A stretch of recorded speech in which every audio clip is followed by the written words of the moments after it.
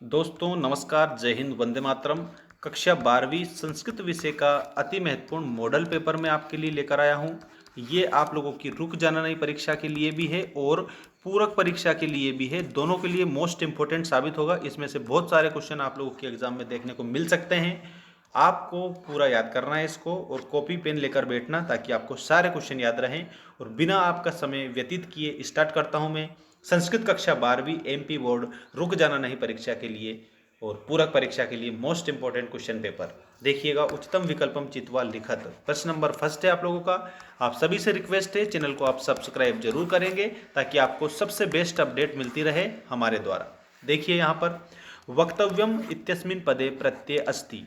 प्यारे विद्यार्थियों, प्यारे साथियों, प्यारे बच्चों, वक्तव्यम जो आप लोगों को यहाँ पर दिया ना, इसमें प्रत्यय बताना है। प्रत्यय शब्दों के पीछे जुड़कर उसके अर्थ में चमत्कार या परिवर्तन उत्पन्न कर देते हैं। तो यहाँ पर वक्तव्यम जो शब्द है इसमें आपका तव्यत प्रत्यय हो जाएगा। Option number first will be correct answer. ठीक है।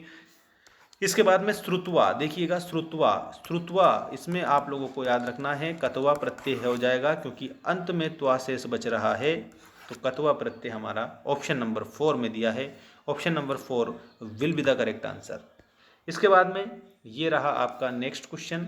ल्यप प्रत्ययांतः पदम उदाहरणम अस्ति। देखियो ल्यप प्रत्ययांत पदम अस्ति, ल्यप प्रत्यय में अनुच्च जो दिया है इसमें ल्यप प्रत्यय आप लोगों का करेक्ट हो जाएगा। ठीक है। देवपित्त काभ्याम ना प्रमदितव्यम इत्यस्मिन् वाक्ये अव्यय पदम किम। तो दोस्तों, प्यारे विद्यार्थियों, प्यारे साथियों, प्यारे बच्चों, इसमें आप लोगों को उत्तर में बता देता हूँ। ना जो दिया है इसमें ना शब्द है, ये क्या है? तो ये अव्यय शब्द आपका हो जाएगा करेक्ट। ठीक है। तो ना आप लोगों को क्या लिखना है? अव्यय पदम। ठीक है। अब देखिएगा आपका अगला क्वेश्चन, और ये रहा अधोलिखितेषु अव्ययम अस्ति। अधोलिखितेषु अव्ययम अस्ति, इसमें से अव्यय कौन सा है? तो अत्र जो शब्द लिखा है यहाँ पर ये आपका अव्यय शब्द है क्योंकि इसमें किसी भी प्रकार का परिवर्तन नहीं हो रहा है, किसी प्रकार का विकार उत्पन्न नहीं हो रहा है। अधोलिखितेषु अव्ययम ना अस्ति, ना अस्ति जो है ना इसमें दीर्घ स्वर संधि है। पहली बात तो ये याद रखना, ना प्लस अस्ति इसका संधि विच्छेद होता है। और इसमें अव्यय कौन सा नहीं है? तो लक्ष्मण जो शब्द दिया है ये अव्यय शब्द नहीं है। तो ऑप्शन नंबर 4 करेक्ट हमारा हो जाएगा। अव्यय शब्द कौन कौन से हैं? तो यत्र अव्यय शब्द है, अपि भी अव्यय शब्द है और अति भी अव्यय शब्द है। लेकिन नास्ति पूछा है तो Lakshman will be correct answer. ये लक्ष्मण वाला आप लोगों को ध्यान रखना है। ठीक है। इसके बाद में देख सकते हो आप सभी आपके रिक्त स्थान आ चुके हैं आपकी स्क्रीन के सामने। सभी रिक्त स्थान मोस्ट इंपॉर्टेंट है, इसलिए आप अच्छे से इनको याद रखेंगे। देखिएगा यहाँ पर आचार्य अनुशास्ति, तो इसमें अंत्य वाचिनम ग्राम वाचिनम।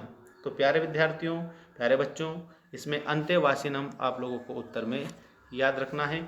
यहाँ पर आप लोगों को अंत्य वाचिनम लिखना है। ठीक। अगला क्वेश्चन देखिए यहाँ पर गुणम वेत्ति, तो यहाँ पर गुणी आपको उत्तर में याद रखना है। गुणी गुणम वेत्ति, ना वेत्ति निर्गुणो बलि बलम वेत्ति, ना वेत्ति निर्बला पिको वसंतस्य गुणम ना वायसः करिच सिंहस्य बलम ना मूषकः। तो गुणी ही गुण को जानता है। ठीक है।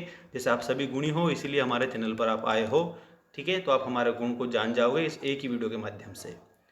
देखिएगा विनयम ददाति, तो इसमें आपको विद्या लिखना है। क्या लिखना है? विद्या लिखना है। विद्या विनयम ददाति। अगला है जलम इत्यस्य पर्याय पदस्य पर्याय पदम, तो जलम का वारी आपको पर्याय पद लिखना है। ठीक है। आशा यह इत्यस्य पदस्य विलोम पदम, तो आशा का निराशा आप लोगों को लिखना है, निराशायः। ठीक है। क्षता इत्यस्य पदस्य विलोम पदम, ये छता दिया है, इस छता में क्या लिखोगे? तो इस छता में प्यारे अक्षता लिखेंगे आप सभी, अक्षता। ठीक है। नेक्स्ट क्वेश्चन है रात्रि, रात्रि पदस्य पर्याय पदम, तो रात्रि का पर्याय क्या हो जाएगा? निशा हो जाएगा, निशा। ठीक है। ये निशा इसका मतलब भी रात होता है। अब आप इसका स्क्रीनशॉट ले सकते हो, याद कर सकते हो बिल्कुल बेस्ट तरीके से। अब आपके एक वाक्य में उत्तर लिखिए वाले प्रश्न आ चुके हैं। देख सकते हो आप यहाँ पर एक वाक्यन उत्तरम लिखत। क्वेश्चन नंबर फर्स्ट, शिवम नमः इत्यस्य वाक्यस्य शुद्धम रूपम किम भवति, अर्थात शिवम नमः जो दिया है इसका शुद्ध रूप क्या होगा? तो प्यारे विद्यार्थियों, प्यारे बच्चों, इसमें शिवाय आपको लिखना है, शिवाय नमः। ठीक है। इस प्रकार से। इसके बाद अगला क्वेश्चन है यहाँ पर आप लोगों का नेक्स्ट क्वेश्चन देखिएगा। पहले में तो शिवाय नमः लिख देना। अभितः, देखो खा वाला, अभितः परितः उभयतः योगे का विभक्ति। देखो अभिता में कौन सी विभक्ति है, परिता में कौन सी है और उभयता में कौन सी विभक्ति है। तो इसमें तीनों में द्वितीय विभक्ति है, ठीक है, तो द्वितीय आपको उत्तर में याद रखना है। भवती इत्यस्मिन् पदे का लकारः भवति, तो भवती में लट लकार है आप लोगों का, लट लकारः, इस तरह से आप इसमें लिखेंगे। पठिष्यति इत्यस्मिन् पदे का धातु अस्ति, तो पठिष्यति में धातु पूछा है तो पठ धातु है, और धातु किसे कहते हैं, तो जो क्रिया का मूल रूप होता है ना उसको धातु कहा जाता है, ठीक है। अपश्यत इत्यस्मिन् पदे किम वचनम अस्ति, अपश्यत में क्या बताना है, अपश्यत में वचन बताना है, और वचन आपका एक वचन है, इसमें एक वचन, ठीक है, तो एक वचन लिख के ऊपर बिंदु लगा देना, एक वचनम हो जाएगा।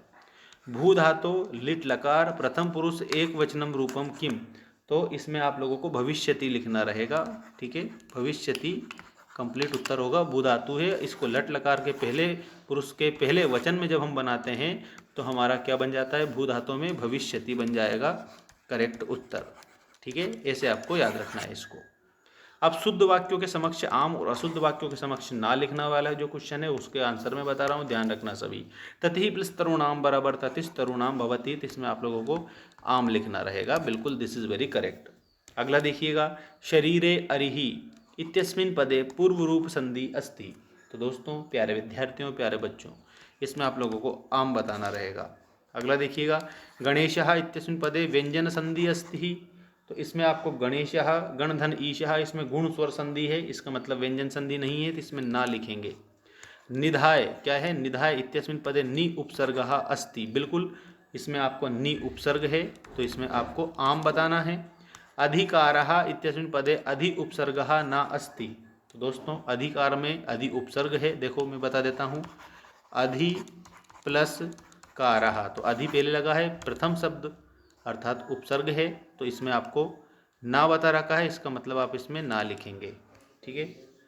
प्रविश्य इत्यस्मिन् पदे प्रा उपसर्गः अस्ति, तो प्रविश्य में आप लोगों को प्रा उपसर्ग दिया है, तो क्या करोगे आप सभी, इसमें देखो प्रा उपसर्ग पहले लगा है, इसका मतलब इसमें आपको लिखना है आम, ठीक है, इसका मतलब ये शुद्ध है, ठीक। अब देखिए, उचितम मेलनम कुरुत, उचित मेलनम कुरुत, सही जोड़ी बनाइए। इस सही जोड़ी को आप अच्छे से ध्यान रखना, सारी सही जोड़ी मोस्ट इंपॉर्टेंट है। एकेन, तो दोस्तों प्यारे विद्यार्थियों प्यारे बच्चों इसमें सुपुत्रेण आपको याद रखना है, एकेन सुपुत्रेण, this is first correct answer. Next है ज्योतिष शास्त्र पारंगतः, इसमें ब्राह्मण लिखना है, क्या लिखना है, ब्राह्मण लिखना है आप लोगों को, इसको ब्राह्मण से मिलाना है। सर्व विद्या निष्णातः, तो इसमें आप लोगों को कुंडला लिखना है, कुंडला, कुंडला आपका यह नीचे दे रखा है, तो इसमें आपको कुंडला उत्तर में बताना है। प्रभुतम, देखिएगा प्रभुतम में आपको क्या लिखना है, तो धनम लिखना है, प्रभुतम, प्रभुतम में आपको धनम लिखना रहेगा करेक्ट आंसर में। माता पितरौ, इसमें द्वंद्व समास आपका हो जाएगा क्योंकि दोनों पद प्रधान है, इसके कारण द्वंद्व समास है यहाँ पर, ठीक है, तो इसमें आपको द्वंद्व समास बताना है। पाद ध्वनि ही, ठीक है, इसका मतलब पैरों की ध्वनि, इसमें आपको पादयो ध्वनि ही लिखना है, यहाँ पर ये रहा आपका, ठीक। इसके बाद में क्षणांतरम, क्षणस्य अंतरम ऐसे बनता है, क्षणांतरम क्षणस्य अंतरम, तो ये आप लोगों का करेक्ट सही जोड़ी ऐसे आपको बनाना रहेगा सभी प्यारे विद्यार्थियों को। अब इस सही जोड़ी का आप स्क्रीनशॉट लो, और एक और बात मैं बता देता हूँ, हमारा मेंस एजुकेशन जो ऐप है ये आपको गूगल प्ले स्टोर पर मिल जाएगा, ठीक है। आप लोगों का कोर्स हमने हमारे एप्लीकेशन पर अपलोड कर रखा है, और वो भी मात्र 49 रुपये में, ठीक है। और हिंदी विषय का जरूर 149 रुपये में हमने दे रखा है, क्लास 12th का, उसमें ऑल हिंदी दे रखी है, तो आप देख सकते हो जाकर वहाँ पर भी।